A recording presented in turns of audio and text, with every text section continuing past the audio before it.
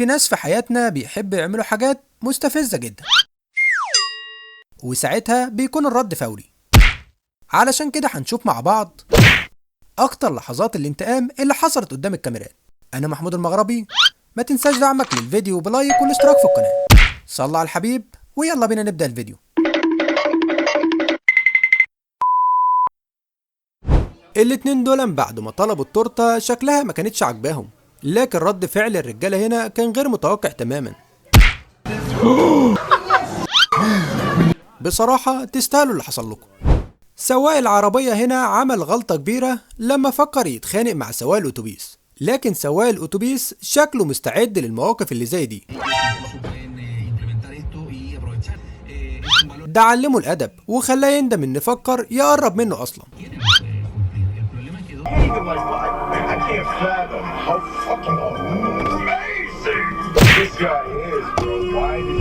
بسبب إن سواق الموتوسيكل ده هو اللي غلطان، خد جزاؤه في نفس اللحظة. فعلا الغلط ما ينفعش يعدي من غير حساب، رغم إن الحصان ده صغير بس ردة فعله أكبر بكتير من حجمه.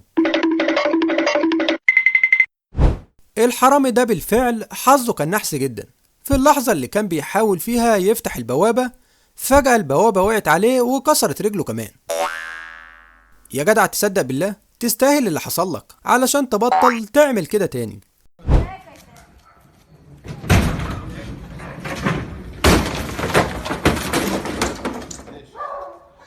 هو ده فعلا الموقف اللي ينطبق عليه خير تعمل شر تلقى. الراجل ده بعد اللي حصل له صدقني مش هيفكر يعمل خير تاني. الناس المحترمة والجميلة اللي لسه متابعة معايا لحد اللحظة دي، صدقني مش هتخسر حاجة لو عملت لايك للفيديو واشتركت في القناة. الوز من الطيور اللي ما ينفعش تدخل معاها في عداوة، لانك هتاخد جزاء شديد جدا زي ما حصل مع البنت دي بالظبط.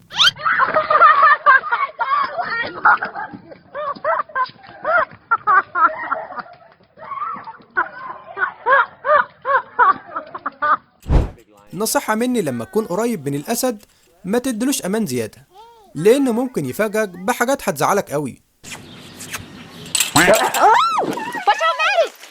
دول يعتبروا من أغبى اللصوص اللي ممكن تشوفهم في حياتك، وبالذات أبو تيشيرت أصفر ده.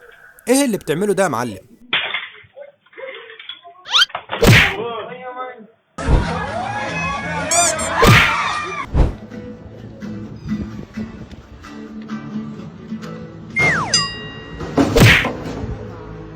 دايما التسرع بيكون نتيجته كده، بس سيبوكوا منه خالص. المشكلة طلعت مش فيه أصلا، المشكلة كلها طلعت في الشخص اللي عمال بيضحك ده.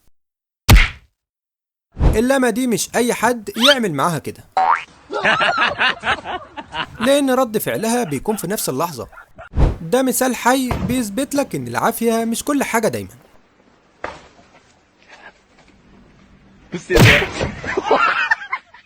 المعلم ده كان واقف بكل ثقة بيحاول يسرق البنت اللي قدامه، وما كانش يعرف إن في كاميرات شغالة وبتصور كل حاجة.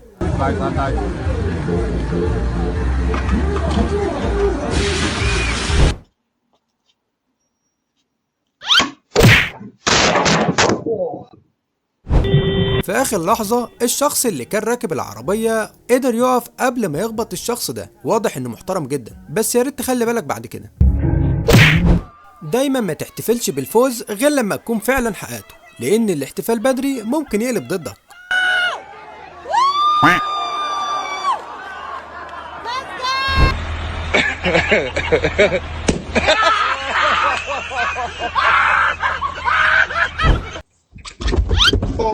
صاحبه لما وقع فضل يضحك عليه، بس خلي بالك علشان ما يحصلش معاك نفس اللي حصل له. مش قلتلك تخلي بالك؟ الاتنين دول واضح ان تفكيرهم كان ذكي جدا، او على الاقل هم كانوا فاكرين كده، بس اللي حصل في الاخر بالظبط زي ما انتوا بتفكروا فيه دلوقتي.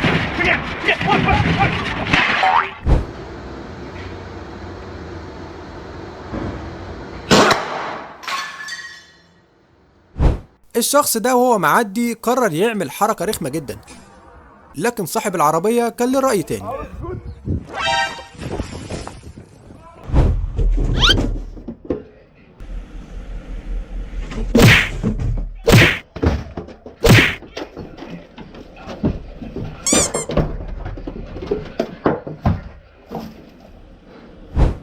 الشخص اللي راكب العجلة ده طلع مستفز جدا بسبب اللي بيعمله قدام الأتوبيس، بس السواق قرر يعلمه درس يستاهله.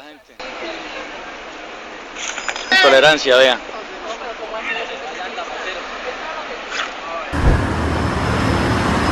Donnie, all right? Boom.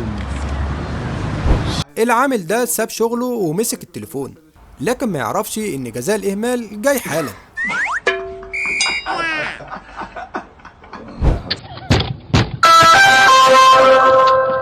الحركة دي كنا كلنا بنحب نعملها واحنا صغيرين، بس الولد ده خد جزاءه في نفس اللحظة. العمال اللي تحت دول كانوا بيتعرضوا لمضايقات من ناس ما عندهاش اي احترام، بيرموا عليهم كور من التلج من على الكوبري، لكن العمال دول اتصرفوا بذكاء وقرروا يعلموهم درس محترم.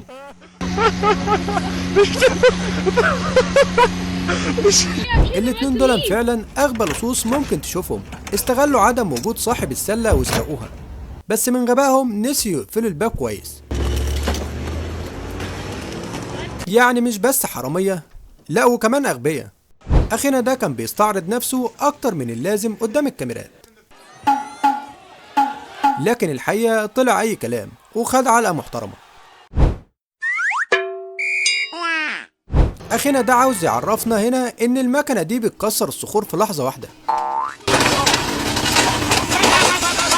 لكن بعد اللي حصل ده اكيد المكنة مش هتنفع نفسها تاني. الاتنين دول قعدوا حوالي 20 ثانية يخططوا علشان يسرقوا العجلة دي، لكن في 3 ثواني بس كان مقبوض عليهم. اظن دول اسرع حرامية ممكن تكون شفتهم اتمسكوا. الشخص ده ركن عربيته في مكان غلط، والناس حاولوا يكلموه علشان ينقلها لكن رفض تماما. قرروا يعلموه الادب بطريقتهم، جابوا كمية ورق كبيرة ولزقوها على العربية كلها. اكيد بعد اللي حصل ده هيفكر 1000 مرة قبل ما يكرر نفس الغلطة دي.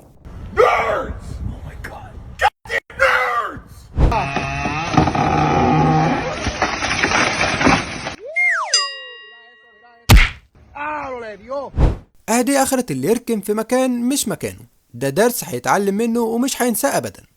سواق العربية ده غلط غلطة عمره لما فكر يهزر مع سواق النقل الكبير ده.